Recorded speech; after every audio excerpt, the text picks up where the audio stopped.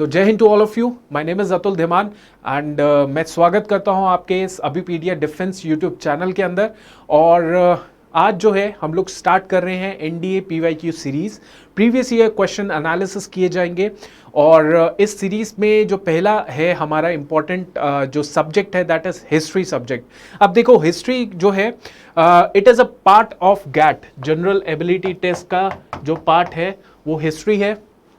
और इस general ability test के अंदर यू विल बी फाइंडिंग कि 600 मार्क्स का अगर आता है ये टेस्ट तो इसके अंदर आपके पास 80 मार्क्स की हिस्ट्री आती है। 80 मार्क्स की हिस्ट्री आएगी।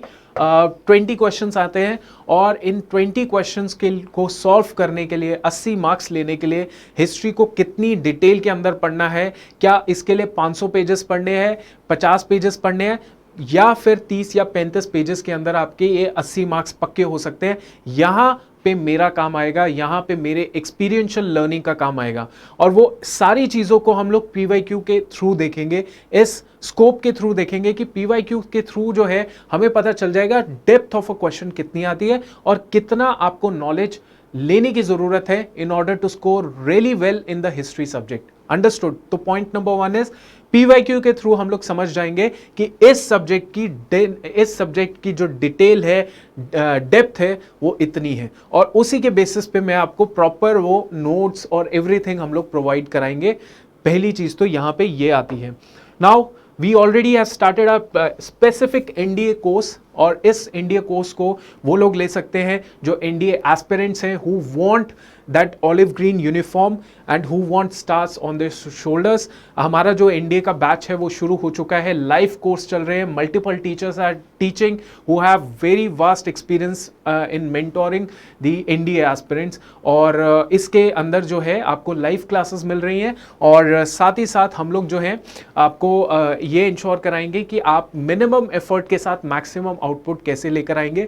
दिस इज जहां पे हमारा एक्चुअल काम हमारा काम यहां पे आता है। ठीक है, सो ये आप जा सकते हैं हमारे अभिपीडिया पोर्टल के अंदर। अभिपीडिया पोर्टल के अंदर आपको बेसिकली हमारा जो कोर्सेज है वहां पे आपको डिफेंस कैटेगरी के अंदर एनडीए का जो कैटेगरी होगा वहां पे क्लिक करके you will be getting all the proper idea of what this course is all about. And ये एस्पिरेंट्स उनके लिए है जो आगे जाके अपना एनडीए 2 2021 देने वाले हैं और एनडीए 1 2022 देने वाले हैं। अंडरस्टूड? तो it would take hardly 3.5 months of course to complete the whole NDA syllabus. जल्दी नहीं कराएंगे, जल्दी नहीं होगा, बट शॉर्ट और क्रिस्प जरूर होगा। वो डिपेंड होगा हमारी एक्सपीरियंशियल लर्निंग, क्योंकि हमने ये सारी चीजें देखी हुई हैं क्वेश्चन कहां से आता है। इसीलिए हम आपके लिए पीवाईक्यू एनालिसिस सीरीज भी ला रहे हैं ताकि आपको भी लगे कि क्वेश्चन जो है कितना डेप्थ के अंदर पूछा जाता है, कौन से सब्जेक्ट से पूछा जाता है। नहीं तो कॉम्पिटेटिव वर्ल्ड में आपको हिस्ट्री के हजारों लेक्चर्स मिल जाएंगे यूट्यूब के अंदर, पॉलिटी के हजारों मिल जाएंगे, मैथमेटिक्स के हजारों मिल जाएंगे, लेकिन उसी में ही फिल्टर करके कितना आपने गेन करना है वो स्टूडेंट नहीं कर पाता जब तक उसके पास करेक्ट गाइडेंस नहीं होती या मेंटोरिंग नहीं होती। समझ आ गया? तो इसी के लिए हम लोग आपके लिए ये लाइव कोर्सेज लेकर आ रहे हैं। ठीक है, नाउ पॉइंट नंबर 2 इज इस लेक्चर की जो पीडीएफ है वो आपको हमारे पोर्टल के अंदर भी मिल जाएगी। दूसरा, हमारे को आप अभिपीडिया डिफेंस जो है, अभिपीडिया डिफेंस हमारा यूट्यूब चैनल है, हमारा इंस्टाग्राम है, हमारा टेलीग्राम चैनल है, फेसबुक चैनल है, अभिपीडिया डिफेंस। सो इसके अंदर आप जाइए और इसको सब्सक्राइब कीजिए। You will be getting everything on the first priority, मतलब सब कुछ आपको प्रायोरिटी बेसिस पे मिल जाएगा। अभिपीडिया डिफेंस में इसकी पीडीएफ फाइल भी मिल जाएगी। ये जो पीवाईक्यू एनालिसिस हम कर रहे हैं हिस्ट्री के, ये 1 by 1 you will be getting these PDF files. Number okay, done? इतना क्लियर हो गया? सो ये सारी चीजें आपने अंडरस्टैंड करनी है। नाउ अब हम लोग क्या करते हैं, हम लोग अब सीधा क्वेश्चंस के ऊपर चलते हैं, कैसे क्वेश्चंस पूछे जाते हैं एनडीए के अंदर। नाउ सबसे पहला जो क्वेश्चन है ये है स्टेटमेंट नंबर 1। इसमें पूछा गया है कि जो मुगल्स की पेंटिंग है, Mughal painting reached it's climax during the rain of Jahangir. मतलब मुगल पेंटिंग जो है उसका जो सबसे पीक मोमेंट था वो जहांगीर के टाइम पे था। मतलब सबसे बढ़िया जो डेवलपमेंट हुई वो जहांगीर के टाइम पे मुगल पेंटिंग्स की हुई। ओके, देख लेते हैं ये। उसके बाद है Aurangzeb's court was adorned by some of the best known artists of the Mughal school of painting. Aurangzeb की कोर्ट में बहुत बढ़िया बढ़िया जो थे आर्टिस्ट थे मुगल स्कूल ऑफ पेंटिंग के, उनको फैसिलिटेट किया जाता था, उनको बिठाया जाता था, उनको एक तरीके से वेलकम किया जाता था, रिकॉग्नाइज किया जाता था औरंगजेब की कोर्ट के अंदर। Remember this point. नाउ इसमें क्या है, ये स्टेटमेंट वाला क्वेश्चन है, तो हमें देखना पड़ेगा कि क्या स्टेटमेंट इंडिविजुअली सही है और स्टेटमेंट जो 2 है वो क्या करेक्ट एक्सप्लेनेशन ऑफ स्टेटमेंट 1 है। ऐसे क्वेश्चंस यूपीएससी का पैटर्न होता है, इसको आपने देखना है। Both the statement individually right, दोनों सही है, but statement 2 is not the correct explanation of statement 1। देख लेते हैं, या statement 1 is true and statement 2 is false, या statement 1 is false and statement 2 is true. अब इसको कैसे हम लोग सॉल्व करेंगे? देखो, पहला और दूसरा जो होता है ना ऑप्शन, इसमें थोड़ा सा डाउट रहता है कि अगर मुगल पेंटिंग जो है reached it's climax during the rain of Jahangir. देख लेते हैं। देखो, अब मैं आपको क्वेश्चन कैसे सॉल्व करना है उसको बताता हूं। देखो, सिंपल है, यूपीएससी आप स्टूडेंट से कुछ ज्यादा डिटेल में नहीं पूछ रही, वो सिंपल 2 बंदों के नाम पूछ रही है, और तीसरी चीज किसके बारे में पूछ रही है? मुगल पेंटिंग्स के बारे में पूछ रही है। 2 बंदे कौन है? एक तो है जहांगीर, दूसरा है औरंगजेब। ठीक है, अगर आपको थोड़ा बहुत भी पता होगा मुगल पेंटिंग्स के बारे में, थोड़ी बहुत एनसीईआरटी पढ़ी होगी, तो आपको पता होगा कि जहांगीर जो थे ना, उन्होंने पेंटिंग के टाइम पे जो पेंटिंग को बहुत ही अच्छे लेवल पे प्रमोट किया। ठीक है, पेंटिंग को बहुत अच्छे लेवल पे प्रमोट किया और नया नया जो है इंक्लूजन किया पेंटिंग के डेवलपमेंट के अंदर। ठीक है, कुछ ना कुछ रिसर्च डेवलपमेंट वो करते रहते थे मुगल पेंटिंग के अंदर। सो हम इस स्टेटमेंट को सही मानेंगे। कौन सी स्टेटमेंट? मुगल पेंटिंग जो है वो एक्चुअली पीक पे थी जहांगीर के टाइम पे। अंडरस्टैंड हो गया? ठीक है, this statement is 100% correct. Now question देखो, जो सेट किया जाता है यूपीएससी के थ्रू, उसने दूसरे बंदे का नाम ले लिया और बोला कि इस बंदे के टाइम पे कोर्ट जो थी वो फुल रहती थी। मुगल पेंटिंग के जो आर्टिस्ट होते थे उनके थ्रू वो काफी हद तक उस कोर्ट के अंदर वेलकम किए जाते थे, रिकॉग्नाइज किए जाते थे। किसके टाइम पे? औरंगजेब के टाइम पे। अब कोई भी बच्चा है जो नॉर्मल एनसीईआरटी भी पढ़ता है या नॉर्मल कोई भी नोट्स वोट्स पढ़ लिया, उसने हमेशा ये चीज पढ़ी होगी कि औरंगजेब जो था वो ऐसा बंदा था जिसको सिर्फ पावर को एनेक्स करना था, उसको सिर्फ अपनी एम्पायर को बढ़ाना था, उसको कोई ज्यादा इंटरेस्ट नहीं होता था आर्ट एंड आर्किटेक्चर के अंदर। अंडरस्टैंड? सो उसके टाइम पे actually Mughal school of painting जो थी वो डिक्लाइन में हुई थी, वो डिक्लाइन में हुई थी। Understand this. तो औरंगजेब के टाइम पे तो जो भी पेंटर्स वेंटर्स जो जहांगीर अकबर के टाइम पे जो पेंटर्स मुगल कोर्ट्स में आते थे, औरंगजेब के टाइम पे वही पेंटर्स अब बाहर जाना शुरू हो गए थे। कहते यहाँ पे तो हमें कुछ पेट्रोनेज मिलती नहीं है, कोई रिकॉग्नाइजेशन नहीं मिलता। किसके टाइम पे? औरंगजेब के टाइम पे। तो हम यहाँ पे क्यों जाएं? हम लोग कहीं बाहर चले जाते हैं, है कि नहीं? छोटे छोटे लोकल राजाओं के पास चले जाते हैं, यहाँ पे हमें रिकॉग्नाइजेशन नहीं मिलती। सो देखो, सिर्फ और सिर्फ ये याद रखा कि जहांगीर के टाइम पे क्या था, औरंगजेब के टाइम पे क्या था। अब सिर्फ नाम यहाँ पे चेंज कर दिया और पूरा क्वेश्चन का स्टेटमेंट ये गलत फ्रेम कर दिया, है ना? तो ये स्टेटमेंट बिल्कुल गलत है। अगर ये स्टेटमेंट बिल्कुल गलत है तो what you are looking for, statement 1 is true and statement 2 is false. तो आंसर क्या होना चाहिए हमारा? सी ऑप्शन सही होना चाहिए। अंडरस्टैंड? तो ये अब इसके ऊपर देखते हैं क्वेश्चंस। इसको देखो, पीवाईक्यू को एनालिसिस करने का सिर्फ एक मकसद नहीं है कि आपको सिर्फ आंसर बता देना, यहां पे आपको प्रॉपर एक्सप्लेनेशन भी मिलेगी, ताकि जब आप ये क्वेश्चन के जैसा और क्वेश्चन करो तो वो भी आपको इस एक्सप्लेनेशन से सॉल्व मिलता हुआ दिखे। अंडरस्टैंड? तो अब देखो, स्टेटमेंट 1 सही है। जहांगीर के टाइम कौन सा था?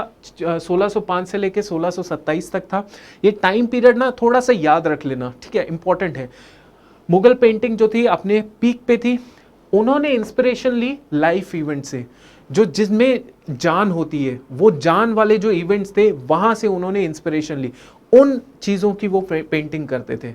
अंडरस्टैंड? वो रादर देन कि जिसमें जो थॉट प्रोसेस है, इमेजिनेशन है, वैसी चीजें नहीं, फिक्शन के ऊपर नहीं चीजें होती थी, वो एक्चुअली में जो रियल लाइफ चीजें होती थी उनके ऊपर वो ज्यादा पेंटिंग के ऊपर उनका इंटरेस्ट था।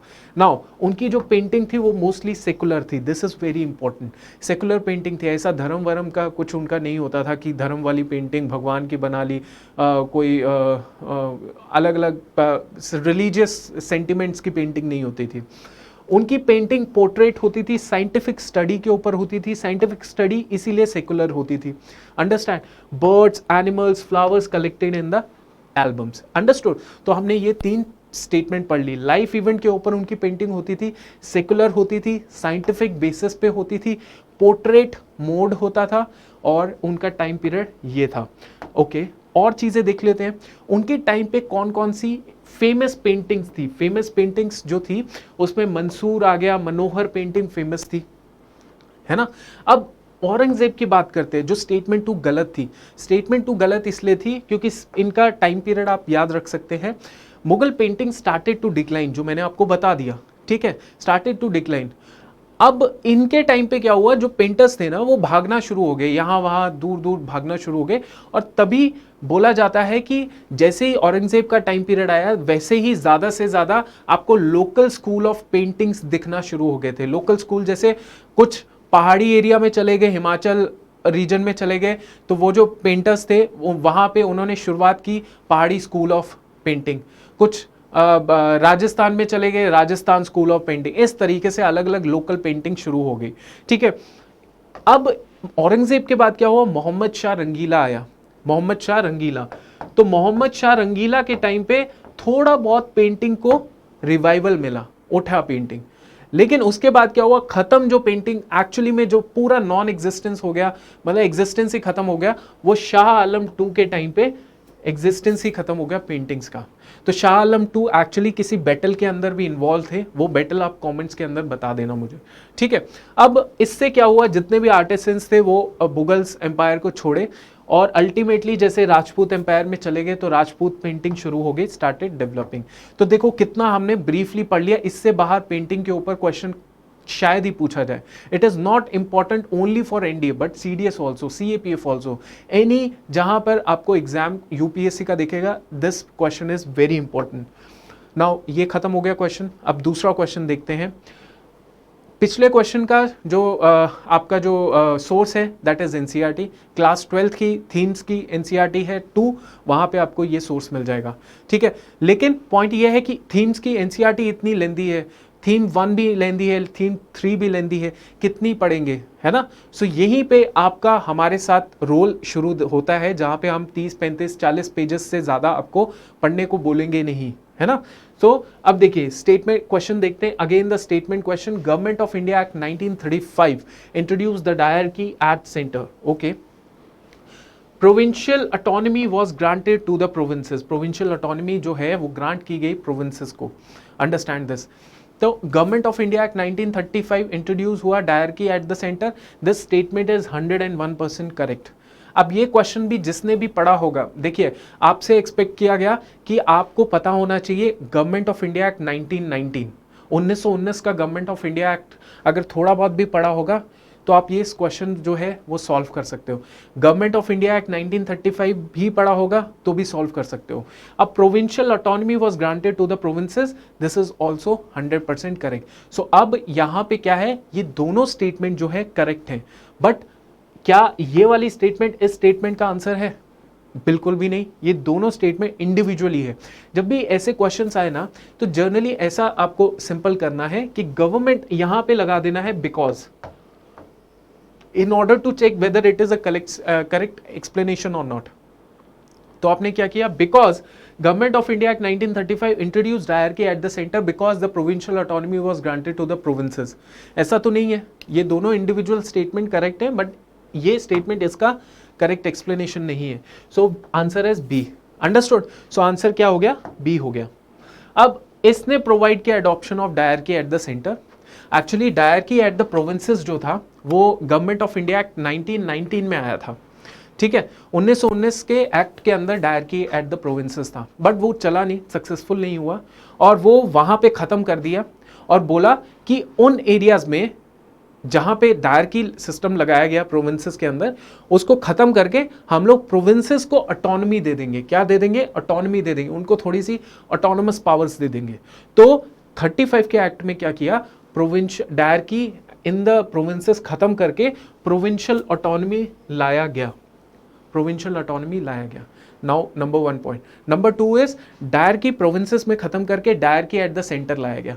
तो सिंपल सी चीज है, तो ये स्टेटमेंट 1 सही हो गया और स्टेटमेंट 2 भी सही हो गया। प्रोविंशियल ऑटोनॉमी मतलब responsible government at the provinces लाई गई, ठीक है, तो दोनों स्टेटमेंट इंडिविजुअली करेक्ट है।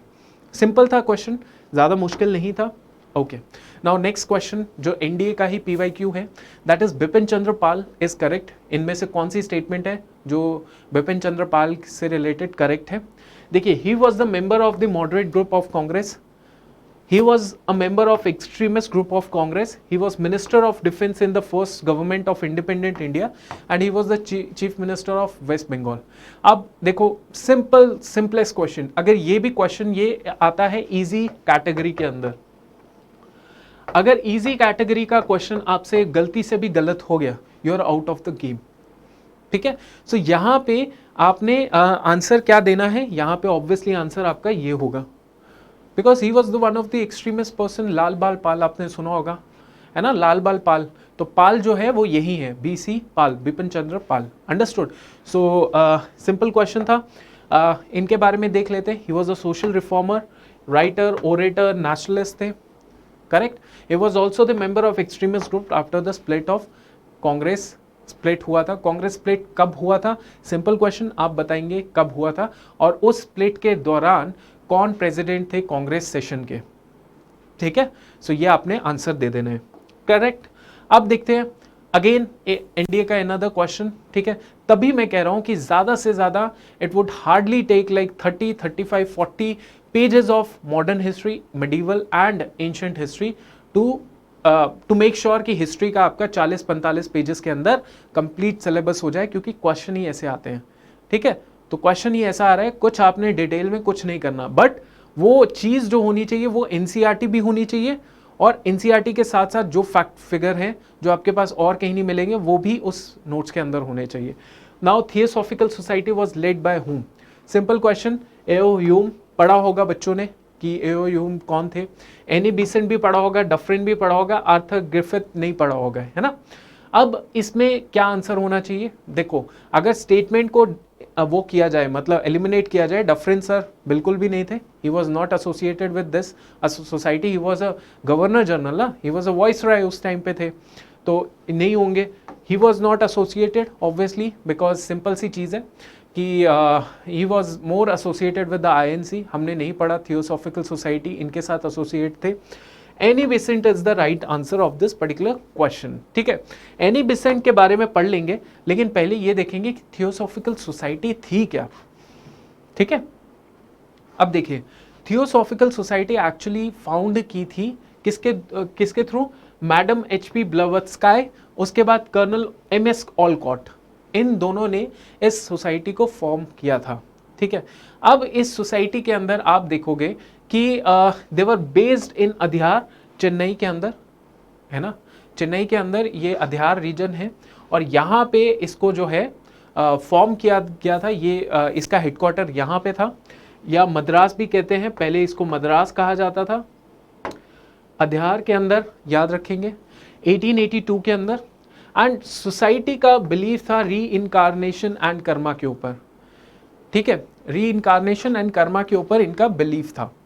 अब ये जो बिलीफ था, ये कहाँ से इसको फाउंडेशन मिलती है कि हमारा ये बिलीफ है? ये बिलीफ क्यों बिलीफ बना? क्योंकि हमने ये चीज़ों पे बिलीव किया। क्या? उपनिषद, जो हिंदू रिलीजियस टेक्स्ट है, उपनिषद हो गए, संख्या फिलॉसफी हो गई, योगा हो गया, वेदांता स्कूल ऑफ थॉट हो गया, इनको हमने अंडरस्टैंड किया और यहीं से हमारा बिलीफ निकला, और यही बिलीफ जो है आगे जाके हमारी ये फिलॉसफी बन गई। Understand this point? ठीक है, और फिर एनी बीसन ने ज्वाइन किया इसको 1889 के टाइम पे, एंड फाइनली जब एनी बीसन ने ज्वाइन किया तो शी बिकेम द प्रेसिडेंट, और वो काफ़ी टाइम तक प्रेसिडेंट रही। एक्चुअली ये जो सोसाइटी थी ना, ये सोसाइटी ने काफ़ी हद तक जिसे कहते हैं ना दोबारा से विश्वास पैदा करना कि हम इंडियंस है, हमारी जो संस्कृति है, हमारा जो कल्चर है, हमारे जो टेक्स्ट है वो बहुत ही इंपॉर्टेंट है। उनके अंदर बहुत कुछ ऐसी चीज़ें हैं जो हमें विश्वास दिलाती है कि हम लोग, हमारा जो पास्ट था बहुत ही रिच था, कल्चरली बहुत रिच था। हम लोग जो थे बहुत ज़्यादा विश्वास रखने वाले लोग थे, आपस ब्रदरहुड के अंदर विश्वास, यूनिटी के बाद हम लोग करने वाले लोग थे।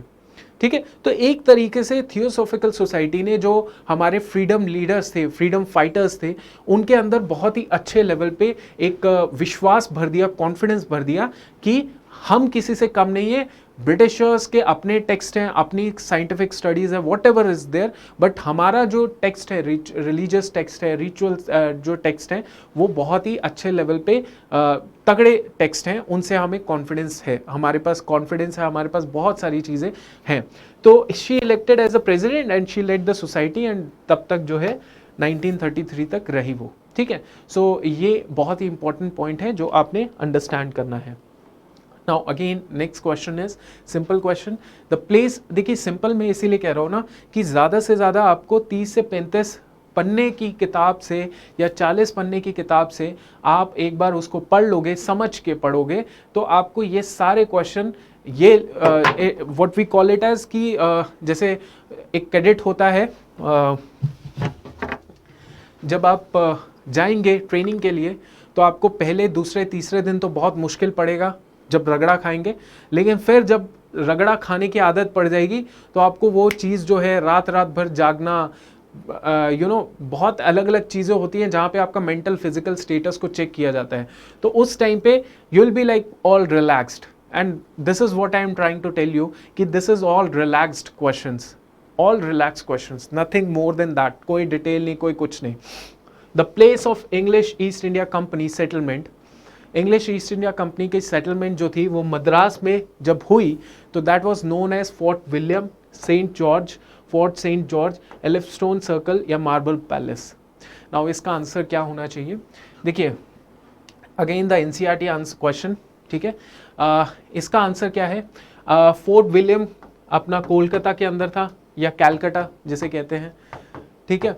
एलिफस्टोन सर्कल कुछ ये अलग इसका बेसिकली जब जिसे कहते हैं ना कि कॉटन की एक तरीके से कॉटन की डिमांड बहुत बढ़ गई ब्रिटिश के टाइम पे, ब्रिटिश में, और तब क्या हुआ कि अमेरिका में सिविल वॉर चल रहा था, 1860s की बात हो रही है, और उस टाइम पे क्या हुआ, इंडिया से फिर सारा कॉटन मंगवाया गया, पूरा कॉटन मंगवा रहे हैं, पूरा डिमांड मंगवा रहे हैं। तो पॉइंट यहाँ पे ये आया, तब मुंबई के अंदर ये एलिफस्टोन सर्कल बनाया गया ताकि ट्रेडिंग हो सके, प्रॉपर ट्रेडिंग बन सके, है ना। मार्बल पैलेस भी इसका आंसर नहीं है, the answer is Fort Saint George, ठीक है, मद्रास के अंदर। सो जॉर्ज जो था that was the first English East India Company settlement in India, ठीक है। उसके बाद it was founded in 1644 at the coastal city of Madras. It was originally inhabited land था after fort providing the trading activity and further settlement. Simple सी चीज़ है, Fort Saint George इसको बनाया गया ब्रिटिशर्स के थ्रू, एंड ब्रिटिशर्स ने basically किसी से जो बेसिकली मद्रास में कुछ नायक्स कहा जाता था, क्या कहा जाता था, जो मद्रास के अंदर जो कंट्रोल कर रहे थे लैंड को, उनको नायक्स कहते थे। उन्होंने नायक्स ने सोचा कि ये लोग जो है ब्रिटिशर्स थोड़े प्रोग्रेसिव आइडियाज़ वाले हैं, साइंटिफिक थॉट वाले हैं, क्यों ना इनको लैंड देके थोड़ा सा साइंटिफिक प्रोग्रेस करवाया जाए इस एरिया का। तो उनको लैंड दी गई, और फिर उसके बाद ब्रिटिशर्स ने अपने ट्रेडिंग सेंटर्स बनाए। अब ट्रेडिंग सेंटर्स तो इन्होंने बना दिए, बट उन ट्रेडिंग सेंटर्स में बेसिकली उनको डर रहता था कि यार कोई अटैक ना कर दे, कोई लोकल राजा अटैक ना कर दे इन ट्रेडिंग सेंटर्स के ऊपर। तो उन्होंने फिर अपने आप को प्रोटेक्ट करने के लिए बहुत अच्छे अच्छे फोर्ट्स बनाए, और फोर्ट्स के नाम थे जैसे जॉर्ज हो गया, विलियम्स हो गया। तो ये इस तरीके से उन्होंने, उनका ये थॉट था फोर्ट को बनाने का कि एक तो लोकल राजा कहीं अटैक ना कर दे, और साथ ही साथ इनके जो कॉम्पिटिटर थे जैसे पोर्चुगीज, फ्रेंच वाले थे, इनको भी, इनसे भी बचने के लिए इन्होंने अपने फोर्ट कंस्ट्रक्शन किया था। डन। अब नेक्स्ट क्वेश्चन देखते हैं, who among the following leaders started the Indian home rule league, ठीक है। गोखले सर, महात्मा गांधी, बाल गंगाधर तिलक एंड कृपलानी। तो इसमें क्या आपका आंसर होना चाहिए? सिंपल सी चीज़ है, Indian home rule league was started by who? By Bal Gangadhar Tilak. Okay, now क्या इसके बारे में पढ़ लेते हैं। जैसे Indian home rule league was started by him, बाल गंगाधर तिलक, ठीक है। लोकमान्य तिलक, है ना, लोकमान्य तिलक। अप्रैल 1960s के टाइम पे 1916 में अप्रैल में इसके द्वारा बनाई गई। साथ ही साथ एनी बेसेंट जो था थी, उन्होंने भी सितंबर 1916 में इंडियन होम रूल लीग ही बनाई, बट दोनों का एरिया जो था वो अलग अलग एरिया था। आप ये मान सकते हैं कि तिलक की होम रूल लीग कुछ एरियाज में बेस थी, कुछ कुछ एरियाज में था इंडियन होम रूल लीग तिलक वाली, बट एनी बेसेंट की जो थी होम रूल लीग वो पूरे ऑल ओवर इंडिया में थी, एक्सेप्ट दी उन एरियाज जहां पे इनकी होम रूल लीग थी। अंडरस्टैंड? तो पॉलिटिकल एजुकेशन देनी है, लोगों के पास अभी तक पॉलिटिकल एजुकेशन ही नहीं है, तो उसको जो है लोगों को तक पहुंचाना है, तभी तो वो पॉलिटिकल स्ट्रगल में पार्टिसिपेट कर पाएंगे। जब तक आपको पॉलिटिकल मुद्दे नहीं पता, इश्यूज नहीं पता, so how you will be able to participate in the situation जहाँ पे पॉलिटिकल स्ट्रगल हो रहा है। तो पहले एजुकेशन दो और डिस्कशन की बात हुई, ठीक है। तो build the confidence among the Indians and suppress the British government. Simple सी चीज है, कॉन्फिडेंस बिल्ड करने के लिए ये लीग बनाई गई थी। Now next question, where did the French East India Company first establish its factory in India? कहाँ पे उन्होंने अपनी फ्रेंच ईस्ट इंडिया कंपनी ने स्टैब्लिश की थी फैक्ट्री इंडिया के अंदर? कैलिकट, सूरत, पौंडीचेरी, मछलीपट्टनम। बताइए इसका आंसर क्या है? Simple question, because British East India company को ही फॉलो कर रही थी फ्रेंच ईस्ट इंडिया कंपनी, तो उन्होंने क्या किया, उन्होंने सूरत में फर्स्ट ऑफ ऑल अपनी ट्रेडिंग फैक्ट्री बनाई, क्योंकि Surat was already a well developed port और वहीं पे ऑब्वियसली बहुत अच्छा ट्रेडिंग होता था, तो इसीलिए वहीं पे सबसे पहले फैक्ट्री बनाई गई, ब्रिटिशर्स ने भी और फ्रेंच वालों ने भी। ठीक है, जैसे first east India company was formed during in 1664 में, 1664 में फ्रेंच ईस्ट इंडिया कंपनी बनी, बट ये कंपनी जो थी ये बेसिकली फ्रेंच गवर्नमेंट के इन्फ्लुएंस में बहुत थी। जैसे ईस्ट इंडिया कंपनी है, ईस्ट इंडिया कंपनी के टाइम पे हम लोग नहीं देखते कि यार कौन सा राजा था ब्रिटेन में, कौन सी रानी थी, we don't care about it, because British East India Company जो थी वो बहुत ही जिसे कहते हैं ना बहुत अथॉरिटी थी उसके पास, गवर्नमेंट ज़्यादा इंटरफेयर नहीं करती थी। गवर्नमेंट तो ब्रिटिश गवर्नमेंट तब इंटरफेयर करना लग पड़ी जब उसको दिखा कि ये जो ब्रिटिश ईस्ट इंडिया कंपनी है इसने तो पूरा का पूरा इंडिया ही कैप्चर कर लिया, तो उस टाइम पे इन्होंने सोचा चलो इनके ऊपर कंट्रोल करते हैं, ठीक है, नहीं तो ये अनकंट्रोलेबल हो जाएंगे। और भी बहुत सारे रीजंस थे, but French East India company जैसे ही इंडिया में आए उसने गवर्नमेंट के अंडर बहुत ज़्यादा इन्फ्लुएंस पे रहती थी, तो इसीलिए यहाँ पे काइंड नहीं है, किंग है, किंग लुइस 14 के टाइम पे इन्होंने बेसिकली अपनी सेटअप किया था, फॉर्म्ड हुई थी, और उसके किसके टाइम पे, लुइस 14 के टाइम पे। It establish is first factory at Surat 1669 में। और ये जो स्टैब्लिश बेसिकली जो French East India Company establish हुई थी, तो इसको जो है अथॉरिटी मिली थी ट्रेड करने की, कहाँ पे, बेसिकली इंडिया के साथ eastern Africa and other territories of Indian ocean and east Indies, यहाँ पे उसको एक ऑटोनॉमी मिल गई कि आप यहाँ पे ट्रेड कर सकते हैं। अंडरस्टूड हो गया? तो ये आपने याद रखना है। No, so we have done our history के PYQs हमने पढ़ लिए अच्छे से, और इसी तरीके से हम लोग geography, polity, mathematics, science, physics, chemistry, bio, सारे के सारे PYQs हम लोग एक के बाद ला रहे हैं। बट मैं आपको ये बताना चाहता हूँ कि अगर आप में वो जुनून है कि मुझे जो है NDA क्लियर करना है, देखो मेरा ये मानना है कि हर इंसान जो है वो सब कुछ अपने दम पे कर सकता है, लेकिन अगर आपका आज के टाइम पे कट थ्रोट कंपटीशन इसलिए है, दो रीज़न की वजह से। एक तो ये कि बच्चा जो है उसके पास जुनून बहुत है हार्डवर्क करने का, बहुत मेहनत करने का, और वो मेहनती है, मेहनत कर रहा है, ठीक है, लेकिन वो कट थ्रोट कॉम्पिटिशन उस वजह से भी है क्योंकि वो जो उसका जुनून है, उसकी जो हार्ड वर्क करने की क्षमता है और जो वो कर भी रहा है, उसके ऊपर जो है एक राइट गाइडेंस का एक इन्फ्लुएंस है। समझ आ गया? सो अगर ये दोनों चीज़ें आपके पास हैं तो आप एग्ज़ाम कोई भी क्वालिफाई कर सकते हो। आज के टाइम पे वो जो राइट गाइडेंस है दैट इज़ मिसिंग। यूट्यूब पे हज़ारों लेक्चर्स पड़े हैं, 10,000 लेक्चर्स पड़े हैं, आप एक क्लिक मारेंगे आपको 50 लेक्चर मिल जाएंगे, लेकिन क्या वो लेक्चर आपके एग्ज़ाम के लिए इम्पोर्टेंट है? नहीं तो आप ज़िंदगी भर कॉम्पिटिटिव एग्ज़ाम के विशियस साइकिल के अंदर फंस जाएंगे, ये भी पढ़ लेता हूँ, वो भी पढ़ लेता हूँ, ऐसा कर लेता हूँ, वैसा कर लेता हूँ, would not help you out anyhow. Understood? So ठीक है, so this is our course, you can go and check. And also अगर कोई भी doubt query regarding the NDA CDS, कोई भी डाउट क्वेरी है, we have our WhatsApp number also. ये WhatsApp number है 8894 320-850। इस व्हाट्सएप नंबर पे आप कॉल कीजिए एंड कॉल नहीं, आपको सिंपल व्हाट्सएप कीजिए, आप मुझे बताइए और हम लोग फिर एक प्रॉपर एक स्ट्रैटेजिक डिस्कशन करेंगे। हम लोग बात करेंगे कैसे हम लोग आगे प्रोसीड करेंगे, कैसे हमारी आगे कार्रवाई होगी। तो ये इस नंबर पे आप व्हाट्सएप कीजिए and we are all happy to help you out. और दूसरी चीज़, जितने भी हमारे ये जो आपको पीडीएफ मिलेगी, आप पोर्टल में भी जा सकते हैं, अबीपीडिया के पोर्टल के अंदर, और दूसरा आप टेलीग्राम के अंदर भी जा सकते हैं। टेलीग्राम अबीपीडिया डिफेंस नाम से हमारा टेलीग्राम है, वहाँ पे आपको ये पीडीएफ मिल जाएगी। अंडरस्टूड? सो ये पीडीएफ आप वहाँ से डाउनलोड कर सकते हैं, इन क्वेश्चंस को देख सकते हैं और एनालाइज करो कि भैया इधर से कितना डिटेल में सवाल आ रहा है। इतना डिटेल में नहीं जाना जितना चाहिए हमारे को, जितना नहीं चाहिए। अंडरस्टैंड? सो ये इंपॉर्टेंट है और I hope to see you in the next class for sure and thank you. जो भी doubt query please comment down below और थैंक यू। जय हिंद।